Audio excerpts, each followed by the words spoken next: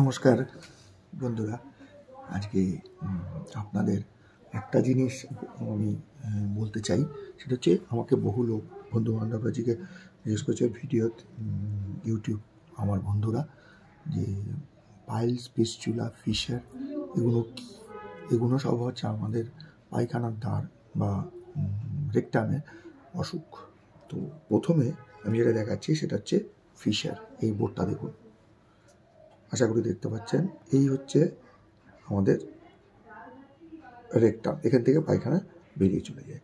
তো এইখানে এইরকম কুচকার মতন আছে, যখন এটা ওপেন হয়ে যায় তখন এখান থেকে পায়খানাটা বেরিয়ে যায়। কিন্তু যদি এই জায়গাগুলোতে খুব কষা পায়খানা হয়, তাহলে এই যে জায়গাটা, এই যে এরকম এরম নরম গোটানো মতন পেশি আছে, যেটা ওপেন হয় এবং ক্লোজড হয়। তো সেখানে যদি শক্ত পায়খানা হয় তাহলে এখানে চিড়ে যায়, চিড়ে এখান থেকে ব্লাড বেরোয় এবং জ্বালা করে। এটা হচ্ছে ফিশার। এটার নাম কি? ফিশার।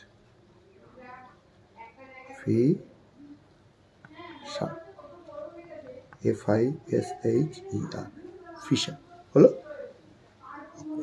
এবার হচ্ছে পাইলস। পাইলস জিনিসটা কি? এর ওপরে এগুলো হচ্ছে অন্ত্র, এখান থেকে পায়খানা আসছে। এবার এইখানে আমাদের কতগুলো ছোট ছোট ভেন্স আছে, শিরা আছে। সেইখানে যদি ইনফেকশন হয়ে যায় তাহলে এগুলো এরকম বড় হয়ে ঝুলে ঝুলে যায়। ভেতরেও হতে পারে, একদম এইখানেও হতে পারে। এই যে পলিপগুলো হয়, এগুলো বাস্ট করে যায় সব পড়া পায়খানা হলে। একে বলা হয় পাইলস বা অর্শ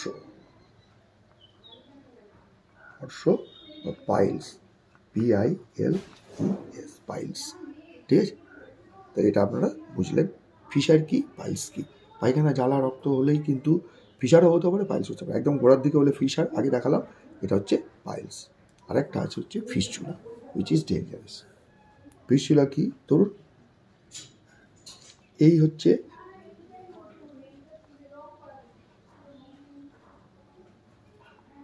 মানুষের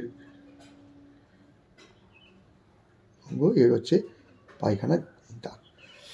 তো এইখানে যদি কোনো রকম ইনফেকশান হয় পাইলস থেকে, হয়ে পরে দেখা যাচ্ছে যে আপনার এই পায়খানার দ্বারের যে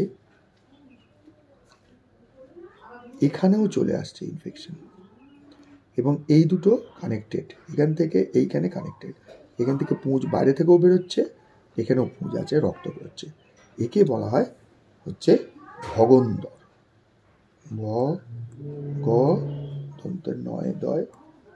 ভগন্দর বা ফিস্টুলা, FISTULA, ফিস্টুলা।